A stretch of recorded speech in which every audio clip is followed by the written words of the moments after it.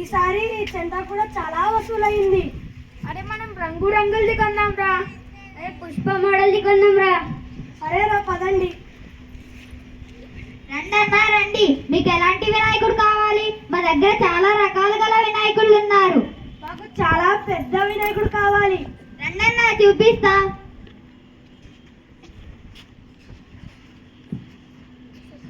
అరే ఈరోజు మనం మంచి వినాయకుడిని కొందాం రా. చిన్నదైనా పెద్దదైనా అందంగా ఉన్న వినాయకుడిని కొందాం రా. మట్టి వినాయకుడిని కొందాం రా. సరే పదండ్రా వెళ్దాం.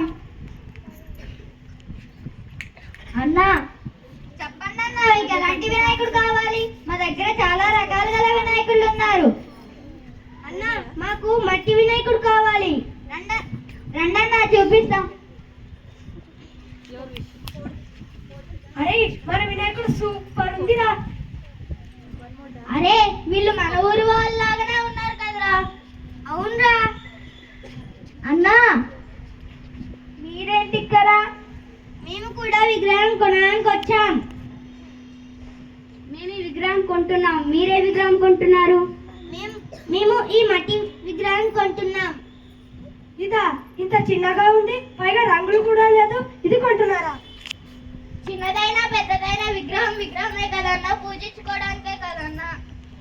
మట్టి విగ్రహం చూడడానికి అంత అందంగా కూడా ఉండదు కదా.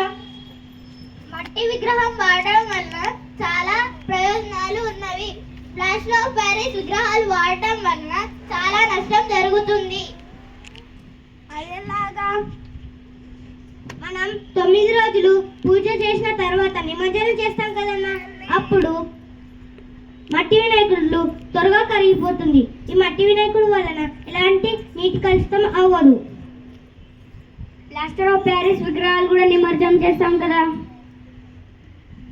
ప్లాస్టర్ ఆఫ్ ప్యారిస్ విగ్రహాలు కూడా నిమజ్జనం చేస్తారు, కానీ అవి త్వరగా కరిగిపోవు. అవి కరగడానికి చాలా సమయం పడుతుంది. అవి రసాయనాలతో తయారు చేస్తారు. అవి నీటి కాలుష్యం అవుతాయి. కాలుష్యం నీళ్లు తాగడం వలన ఎన్నో జబ్బులు వస్తాయి. అవి చెరువు నీళ్లు కూడా కాలుష్యం చేస్తాయి. ఈ కలుషితమైన నీటిని పంట పొలంలో వాడడం వలన మనం తినే ఆహారం కూడా కష్టం అవుతుంది. చెరువులో ఉండే చేపలు, ఇతర జంతువులు మరణిస్తాయి.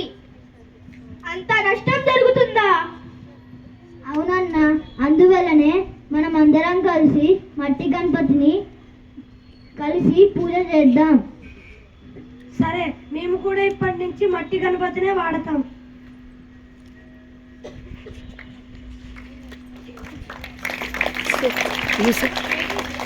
మనమందరం కలిసి మట్టి వినాయకుడిని కొనుక్కొని భక్తి శ్రద్ధలతో పూజ చేసుకొని